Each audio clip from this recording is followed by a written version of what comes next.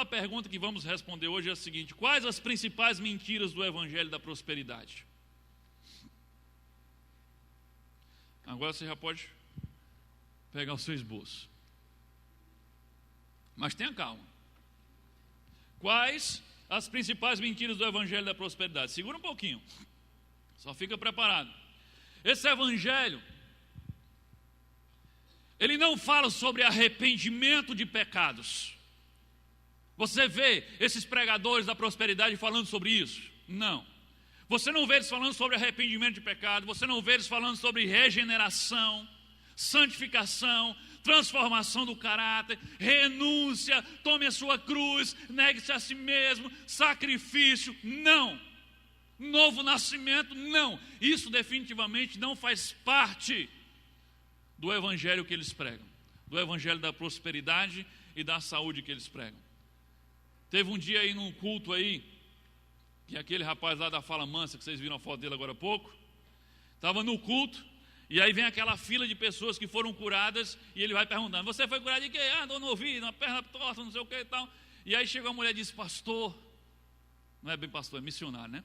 Missionário, essa noite eu estava orando, e eu senti que Jesus perdoou meus pecados, e eu tenho a salvação. E aí: sim, mas você foi curada de quê? Não, pastor, os meus pecados foram perdoados. Assim, tá assim, amém, amém, Deus abençoe. Próximo, você foi curado de quê? Salvação, perdão de pecados, regeneração. Isso não é importante. Importante é: você estava cego de um olho, agora você está vendo, você estava surdo, agora você está ouvindo, você estava com a perna torta, agora endireitou. O que Jesus fala? O que adianta você ter os dois olhos e ir para o inferno com eles? Então não é essa a agenda do Evangelho da Prosperidade. Esse Evangelho, ele fala dos supostos direitos e privilégios de todo cristão. Ele fala da solução e do fim de todos os seus problemas e do fim do seu sofrimento. O slogan é: pare de sofrer. Enquanto nós lemos Paulo dizendo para Timóteo: suporte o sofrimento. Esse Evangelho diz: pare de sofrer. Seus problemas estão acabados, solucionados. Eles falam da cura física, eles falam da prosperidade material, de você ficar rico. Enquanto o Evangelho verdadeiro diz que ele cresça e eu diminua, que ele apareça e eu me constranja. O Evangelho falso da prosperidade diz: restitui, eu quero de volta o que é meu. É assim. Deus me perdoe como eu já cantei isso. Cantava com tanto gosto, chega a me arrepiar todinho. Mas a ideia do que é meu, o meu direito, enquanto que o Evangelho verdadeiro diz: eu não tenho direito algum. A única coisa que eu mereço com justiça é a morte, porque o salário do pecado é a morte. O foco desse falso evangelho é a terra e não o céu. O foco desse falso evangelho é o homem e não Deus. A palavra de ordem, ou as palavras de ordem desse falso evangelho são vitória, bênção, promessa e unção. Unção para tudo que é gosto. Unção de curar, unção de multiplicar, unção de águia, unção de leão, unção de cascavel, unção do riso. Tem unção de todo tipo. Para onde você olhar tem unção. É isso que esse evangelho tem pregado. Agora você pode notar no seu esboço a primeira mentira que eu quero destacar desse evangelho. O evangelho da prosperidade ensina que temos autoridade divina porque somos deuses. Complete aí. Você não sabia disso, não? Você só pensava que doutrina da prosperidade era só dinheiro, dinheiro, dinheiro? Tudo começa aí. A doutrina da prosperidade, o evangelho da prosperidade diz que nós temos autoridade divina, porque nós somos deuses. Olha só o que Benny Hinn não, Kenneth Hagin, não, é Benny Hinn, tá certo. Olha só o que Benny Hinn diz aí falando a respeito de Adão e Eva.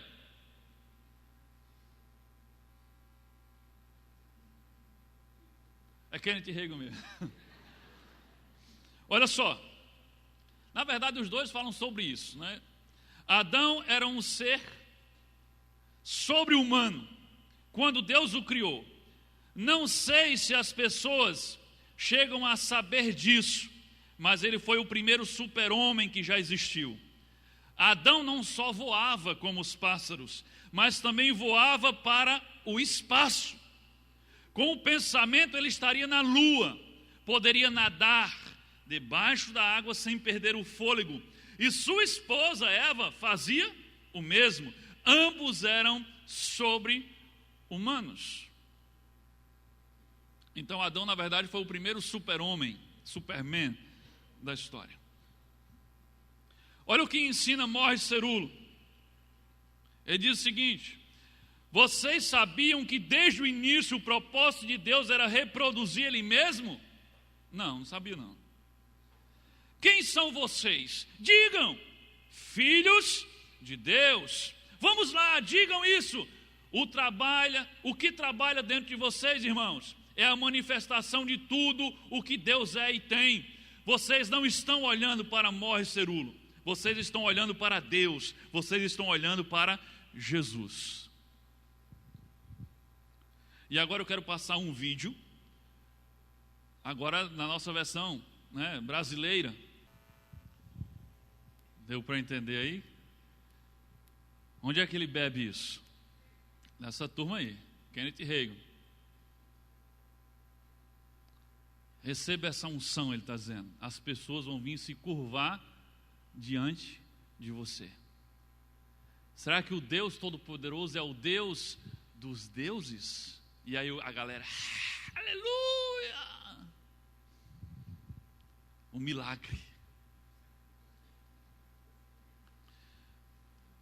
A fonte desse ensinamento de que o homem poderia ser um Deus não é Kenneth Hagin, não é Benny Hinn, não é o Cerullo, nem é o Marco Feliciano. Sabe qual é a fonte desse ensinamento? A origem desse ensinamento que o homem pode ser Deus é do próprio Satanás. Olha o que diz Gênesis capítulo 3, versículo 4 e 5. Disse a serpente à mulher: certamente não morrerão. Deus sabe que no dia em que dele comerem, seus olhos se abrirão e vocês serão como Deus, conhecedores do bem e do mal. O que foi que encheu os olhos de Eva? Qual foi a tentação que a atraiu? Era a vontade de ser como Deus. Era a vontade de ser Deus. Então essa falsa doutrina de que o homem é Deus começa com Satanás. Lá no primeiro pecado começa com essa proposta dele. Isso não é uma ideia de Kenneth Hagin, isso não é ideia de Benny Hinn, isso é uma ideia do próprio diabo que eles estão difundindo por aí. E aí o povo sem conhecimento da palavra, porque não estão seguindo o conselho de Paulo a Timóteo, que pregue a palavra, quando escutam uma aberração dessa, em vez de gritar misericórdia, gritam aleluia e entram em euforia. É por isso que eu estou dizendo que hoje eu estou vacinando vocês, para que no dia que vocês estiverem presentes, quando uma aberração dessa for dita, vocês possam dizer misericórdia, e não aleluia ou glória a Deus por isso. Então a verdadeira fonte dessa mentira é o diabo, não podia ser outra, porque ele é o pai de toda mentira, é o que diz João 8:44. E uma heresia vai puxando a outra heresia, uma mentira vai puxando a outra mentira. Uma heresia vai puxando a outra. Então a consequência dessa heresia de que nós somos deuses é que se nós somos deuses, então a nossa palavra tem o quê? Tem o quê? Poder. Então, se somos deuses, a nossa palavra tem poder. Você já ouviu isso em algum lugar? A palavra tem poder. Tem música que canta isso, tem livro falando sobre isso, e tem um monte de crente em todo tipo de igreja dizendo isso. Cuidado que a palavra tem poder. Mas não está falando a palavra de Deus não, está falando a palavra dele, a sua. tem poder. Mas é uma consequência lógica da outra heresia. Se eu sou Deus, a minha palavra, logicamente, tem poder. E se ela tem poder, então podemos trazer à existência aquilo que não existe. Já ouviu isso também por aí? Trazer à existência aquilo que não existe. Então, se minha palavra tem poder, eu posso trazer à existência aquilo que não existe.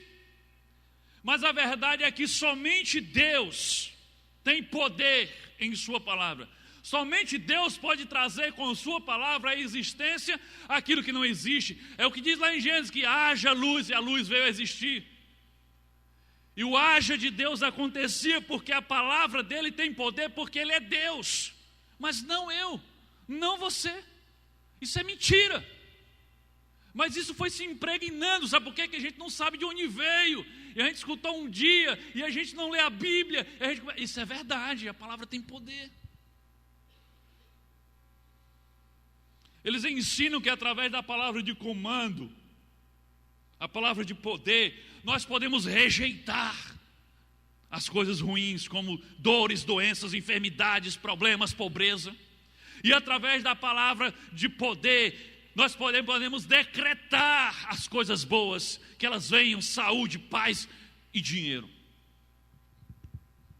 É daí que vem aquelas famosas frases que você já deve ter ouvido, talvez até falado. Eu não aceito, eu determino, eu exijo, eu decreto, eu declaro, eu tomo posse. Tudo isso parte do princípio que a minha palavra e a sua palavra têm poder. Mas isso não passa de um falso evangelho, de um falso ensinamento que está sendo pregado no nosso meio. Olha, mas esse absurdo de Kenneth Hagin, olha só essa frase dele. Ele diz: não ore mais por dinheiro, exija tudo o que precisar. Acabou esse negócio de estar orando. Meu amigo, exija. Está pedindo, não, exija tudo o que você precisar. Meu amado, a palavra de Deus fala sobre a soberania de Deus. E o que é a soberania de Deus? É a doutrina que afirma que Deus é supremo, é soberano em governo e autoridade sobre tudo e sobre todos. Olha o que diz o Salmo 97, versículo 5.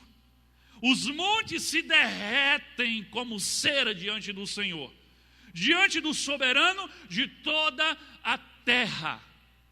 Está dizendo que Deus é tão soberano e Deus é tão poderoso que os montes se derretem se estiverem na sua presença. E Ele é o soberano de toda a terra. Sabe o que é que essa doutrina falsa diz? Diz que Deus é soberano no céu, mas na terra o homem é que governa e que Deus tem que pedir autorização ao homem para agir aqui. Doutrina de demônios. No evangelho da prosperidade, a soberania de Deus não é levada a sério. Quando o camarada tem a coragem de dizer assim: não ore mais pedindo não, decrete. Não ore mais pedindo não, exija. Ele não está levando a sério a soberania de Deus. E aí verbos autoritários como exigir, decretar, determinar, reivindicar, estão substituindo as expressões humildes como pedir, rogar e suplicar. Onde está o pedir, o rogar e o suplicar? Não. Conversa, exigir, decretar, declarar. É isso que você tem que fazer segundo esse falso evangelho. Como diz uma figurinha bem conhecida nossa, o Edir Macedo, ele diz o seguinte, coloca aí. Ele diz o seguinte: você tem o direito de prosperar. É um privilégio seu. Deus fica na obrigação de abençoar você. Por quê? Porque todo o sustento da obra dele vem das suas mãos. Ali está a fonte. Ali é o vídeo em que ele está falando isso. Olha o que ele está falando aí. Deus fica na obrigação de te abençoar. É a primeira aberração. A segunda é, por que ele tem a obrigação de abençoar? Porque todo o sustento da obra dele vem das suas mãos. Isso é doutrina de demônio. O que é que a Bíblia diz? Que todo o sustento da minha vida vem das mãos de quem? De Deus. Ele está invertendo completamente, está dizendo que o sustento da obra de Deus vem das minhas mãos. Nem o que eu como vem das minhas mãos, porque é Deus que me dá tudo que eu tenho. Ele que decidiu que hoje eu iria abrir os olhos e iria respirar mais um dia. Ele que me deu a oportunidade de trabalhar. Ele que me deu a saúde. Tudo que temos pertence a Deus, a Bíblia fala sobre isso. Tudo pertence ao Senhor. E Ele está ensinando, não, Deus tem a obrigação de abençoar você, porque você é a fonte dos recursos para a obra dele, Ele precisa de você. E olha só essa outra pérola aí, do Fala Mansa aí, o R.R. Soares. Ele diz assim, em seu livro, o livro dele é Direito de Desfrutar Saúde. Ele diz o seguinte: usar a frase, se for da tua vontade, em oração, pode parecer espiritual e demonstrar a atitude piedosa de quem é submisso à vontade do Senhor. Mas além de não adiantar nada, destrói a própria oração. Olha o que ele está dizendo aqui. Você ir orar e você dizer, Senhor, mas seja feita a tua vontade. Você dizer isso, ele está dizendo. Isso pode parecer que você é uma pessoa temente a Deus, mas na verdade isso não adianta de nada. Pelo contrário, isso vai destruir a tua oração.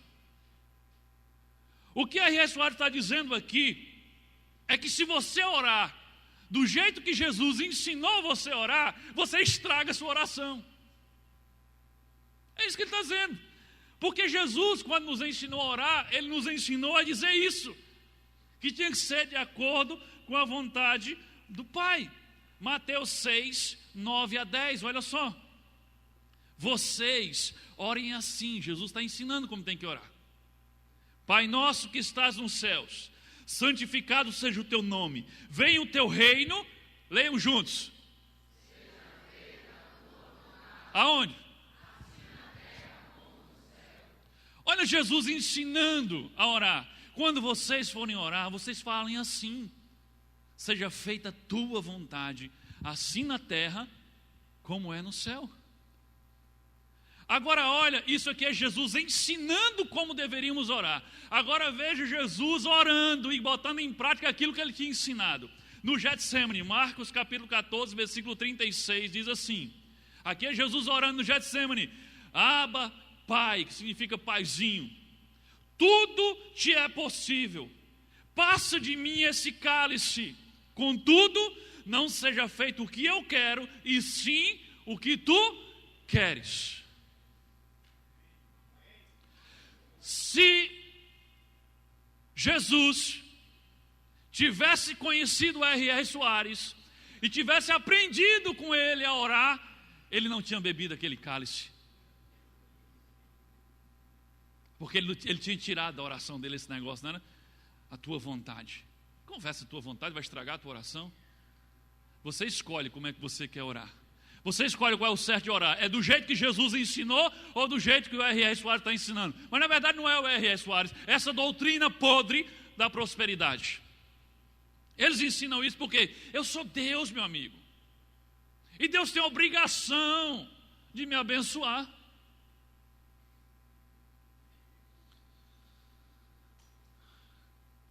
A verdade é que Deus é soberano para dizer sim e é soberano para dizer não a quem Ele quiser, a hora que Ele quiser. Ele não é escravo da nossa vontade e nem dos nossos métodos de oração. Ora sim ou diz isso assim e aí você vai conseguir o que você quer. Não, Deus é soberano. Ele decide curar um aqui, decide que o outro não vai ser curado ali. Ele decide dar alguma coisa a um aqui, decide não dar outra ali. Ele é soberano e o nosso dever é nos prostrarmos diante da soberania de Deus. Nos rendermos, como cantamos aqui, rendido estou.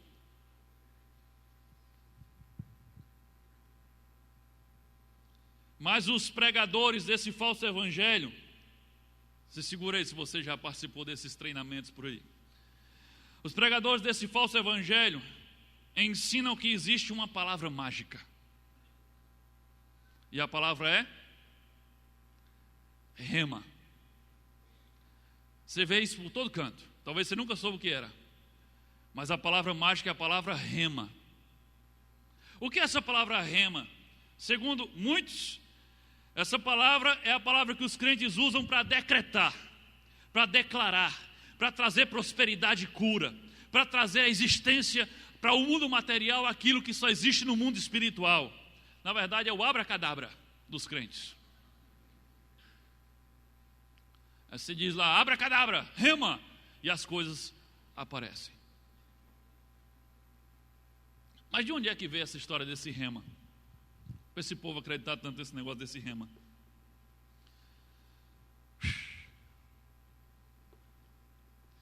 Uma interpretação completamente equivocada dos originais do Novo Testamento.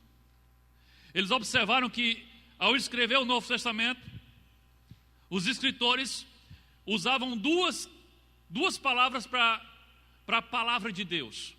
Uma era logos, que você já conhece. Logos, palavra. Então a palavra de Deus, o logos de Deus. E em outras ocasiões era o rema de Deus, que também significa palavra. Então no Novo Testamento tem duas palavras gregas que são usadas para definir a expressão palavra. Tanto logos como rema. E aí eles interpretaram que logos é a palavra escrita de Deus. Mas rema é a palavra sobrenatural, revelada de Deus para você. É a revelação, é a profecia, é a palavra poderosa de Deus que traz à existência alguma coisa para a tua vida que não existia. Mas nenhum estudioso sério dos originais do Novo Testamento concorda com isso. Aqui no Brasil tem um pastor que é uma bênção e que é um grande estudioso nessa área e reconhecido não só no Brasil como fora do Brasil. Pastor Russell Shedd, ele comenta sobre isso. O pastor Russell Shedd, ele diz que essas duas palavras não deixam nenhuma margem para se acreditar que elas são coisas diferentes, mas são sinônimos. E ele cita o exemplo de 1 Pedro, capítulo 1, versículo 23 e 25. Nesse texto, Pedro usa indiscriminadamente as duas palavras para se referir à mesma coisa. Ele diz assim: pois fostes regenerados, não de semente corruptível, mas de incorruptível, mediante a palavra de Deus. E aqui no original Pedro escreve logos, mediante o logos de Deus. Aí ele continua, a qual vive e é permanente. O que é? A palavra. Pois toda a carne é como a erva, e toda a sua glória como a flor da erva. Seca-se a erva e cai a sua flor. A palavra do Senhor, aqui ele escreveu rema, porém permanece eternamente. Se você fosse pela interpretação aqui, esse último estava mais para logos, porque a palavra que permanece para sempre não é a que ele já disse e está escrito. Mas se você continuar lendo e pesquisando, você vai ver que indiscriminadamente Pedro e os outros escritores, eles escrevem logos e rema, independente da situação. Não tem essa regrinha que rema é a palavra revelada, quando é uma coisa sobrenatural, uma revelação de Deus. Não. As duas palavras são sinônimos e criaram uma doutrina inteira em cima disso, que não é um texto bíblico, é uma interpretação equivocada do grego, que é a língua original que foi escrita no Novo Testamento. Mas em cima disso, de uma ideia que alguém teve, toda uma teologia foi criada em cima disso, centros de estudo no mundo inteiro foram criados em cima dessa história desse rema, como sendo uma palavra mágica, o rema de Deus, algo sobrenatural que vai trazer à existência aquilo que não existe. Papo furado. Afinal de contas, Deus tem quantas palavras? Duas? Deus tem uma palavra. Essa mesma palavra que está escrita é a palavra revelada e é a palavra que tem o poder para mudar a sua vida. Não são duas palavras. Deus só tem uma só palavra. Nesse falso evangelho, a obsessão pelo poder da palavra é tão grande que no meio dessas pessoas que acreditam nisso, você não pode nem dizer que tem um problema. Você não pode nem dizer que está doente. Porque se você abrir a sua boca para pedir oração porque você está doente, você é crucificado na mesma hora, porque você não tem fé, porque você está em pecado, porque você é um crente fraco. E aí as pessoas que vivem nesse meio vivem oprimidas, porque a igreja era para ser um lugar de liberdade, onde eu chego com os meus problemas e abro o meu coração, como a gente faz no PGM. Mas não, nesse meio não. Você não diz que está com problema, porque se você disser que tem um problema é porque você não tem fé. Então você esconde, porque eles acreditam que se eu proferir uma palavra negativa, mesmo que seja apenas a constatação de algo que eu estou vivendo, isso é proferir uma auto-maldição sobre mim. Então, nunca diga, estou doente, eles dizem. Diga, eu já estou curado. Mesmo que você esteja morrendo de dor. Eles não digam, estou doente. Não, não diga isso não, diga, eu estou curado. Nunca diga, se der certo. Diga assim, já deu certo. Nunca diga, se Deus quiser. Diga, Deus quer. Mas a palavra não ensina assim. A palavra diz assim, o coração do homem faz planos, ele diz, hoje estarei aqui, amanhã estarei em tal lugar, mas o Senhor é que sabe o futuro. Então diga assim, se Deus quiser. É completamente contrário ao que a palavra diz. As pessoas que vivem nesse evangelho vivem nessa opressão. Elas não podem nem pedir oração quando estão com problema, porque vão ser discriminadas.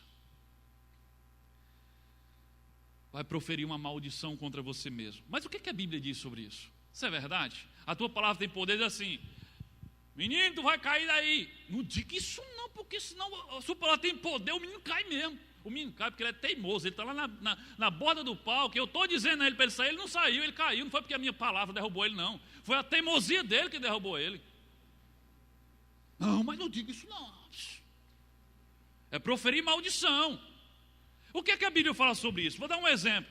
Os 3 jovens, Sadraque, Mesaque e Abednego, quando o rei fez uma estátua, o rei Nabucodonosor fez uma estátua e disse, eu quero que vocês se prostrem diante dela. E eles não se prostraram, e ele chamou os 3, vão para a fornalha de fogo, manda aquecer 7 vezes mais. E aí o rei indaga e diz, quem é o Deus que vai livrar vocês das minhas mãos e da fornalha? Se fosse alguém da confissão positiva do Evangelho da Prosperidade, nós já estamos livres. Diga amém não. Olha o que é que eles disseram. Ele não foi isso que eles disseram não. Olha o que diz lá, Daniel capítulo 3, versículo 16 e 18. Olha o que eles disseram. O rei Nabucodonosor, Nabucodonosor, quanto a isso, não necessitamos de te responder. Se o nosso Deus, a quem servimos, quer livrar-nos, ele nos livrará da fornalha de fogo ardente e das tuas mãos, ó rei. Se não, ou seja, se ele não quiser, fica sabendo, ó rei, que não serviremos aos teus deuses, nem adoraremos a imagem de ouro que levantastes. Olha o que ele está dizendo aqui. Se tem lá, o R.R. Soares está perto dele, o Macedo, o Kenneth Rei está perto dele, e ele diz um negócio desse, ó rei, se o nosso Deus quiser, então ele poderá sim nos livrar. Mas se ele não quer, não me diga uma coisa dessa não. Você já virou churrasco desse jeito. O fato deles terem dito, se Deus quiser, ele nos livra, mas se ele não quiser, ele não nos livra, mas uma coisa é certa, nós vamos obedecer no mesmo assim. Isso não atraiu maldição sobre eles, isso não fez com que o fogo queimasse eles. Você sabe o final da história. Tinham 3 andando dentro do fogo, daqui a pouco tinham 4. Deus enviou o anjo que caminhava com eles dentro do fogo, e eles saíram de lá, nem o cabelo tinha sido queimado e suas roupas não tinham cheiro nenhum de fogo. A palavra não comprometeu, a palavra deles não comprometeu. Isso é balela, isso é mentira, isso é mito. A única palavra que tem poder é a palavra de Deus e não a nossa. Porque Deus é Deus e nós somos apenas pó. Somos criaturas e não criadores. Somos servos e não senhores. Aí você deve estar pensando assim, esse foi só o primeiro ponto. Amém, Jesus.